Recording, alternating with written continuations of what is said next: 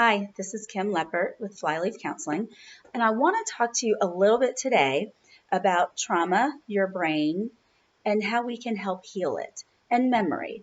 Your brain does a lot of beautiful things, but right now we're just going to talk about memory. Your brain is divided into hemispheres.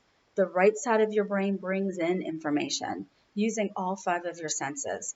And when that happens, you have visceral feelings about things going on around you. You notice things around you that you might not cognitively pay attention, but your body and your brain pick up on. The left side of your brain is your storage. The left side is a very black and white kind of part of your brain. It's built like a file cabinet. So if you're old enough to remember those, you open your file cabinet and you thumb through all your stuff and you get to the back of it. And when you get to the back of your file cabinet, those files are faded and kind of dog-eared. And the ones up close are ones that are pretty clear. And if you think of our memory as being linear in that way, our old memories of being a child possibly are pretty faded and even feel distant. And the ones that are more recent, we can connect with a lot better. So generally, information comes in. Your brain does this thing called processing or sifting of information, picks out what's important and sticks it over here. We cannot hold everything over here. This is not possible. So our brain decides based on our history, because whatever's important to you is what you're going to retain. So you and I and 10 other people could witness a crime, but the police have to interview all of us because we all remember different parts of it. I will remember whose shoes and what shoes the guy was wearing when he robbed the bank, though. I can tell you that. It's my thing. But somebody else might not remember that. So kind of keeping that in mind. So have this whole system that's going all the time, bringing in, processing, storing, bringing in, processing, and storing.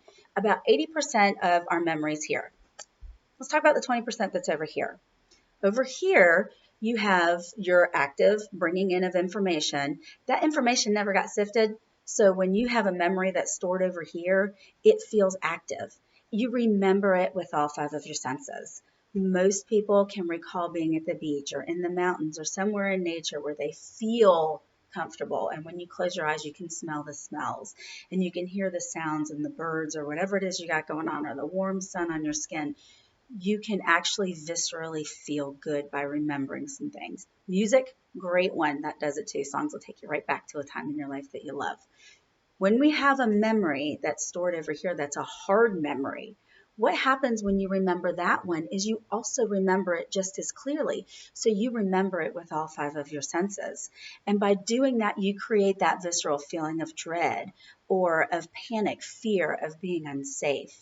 So the memories that are saved over here are ones that haven't been processed and they're pretty vivid and they feel here and now no matter how old they are. We like the ones that make us feel good. The ones that don't make us feel good, not so good. We all have them. We all have triggers. What triggers are anytime something comes on this side of your brain feels familiar, it's going to trigger that memory. So if there's a certain smell that takes me back to a certain time, then every time I smell it, I'm going to go right back to that time. If it's a good time, that's great. But if it's a bad time, that's panic and anxiety and flashback, and we don't like those. And those can really kind of ruin your day. So what we do in therapy is we have a way to take this information, make your brain sift it, and put it where it belongs. We don't forget things. It doesn't work that way. We have memories. We're not going to forget them. Even the hard memories, we're not going to forget them. But what our goal is to make it so that we can bring up that memory if we choose to, but not have it invade us every single day and be something that we can't control and become so invasive that we're afraid to leave our house and we try to control for all the possible triggers. That's not a healthy way to live, and nobody should have to live like that. The difference between a positive and a negative memory on this side is basically the cognition that you have about yourself. Cognition's a fancy word for thought about yourself. So if I feel in that memory that I have good thoughts of myself, like I'm safe and everything's great, I have a positive cognition, good memory. If I have a negative cognition that's about being unsafe or unloved, those kinds of things, we know that that's a traumatic memory. So our traumas aren't necessarily tied to the event that occurred. They're tied to how we feel about ourselves in the event. And that's important because sometimes we can't figure out why something that seems so insignificant is so troublesome for us, because it isn't about the event. We're able to process some pretty hard things and not have it become a trauma. We don't get to pick and choose what those are. When you have a memory that's been processed and put over here, you have one of two things happen. You either have no cognition about it, which means, it happened and I moved on, which is nothing. Or you have a positive cognition, which means I'm safe now, wasn't safe then, I don't have to have that happen again, happened then, I'm in control now. There's all these different ways that you can describe it, but basically you have a positive cognition. That naturally happens. We don't have to make that part happen. And so that's one of the ways you can tell that you're healed.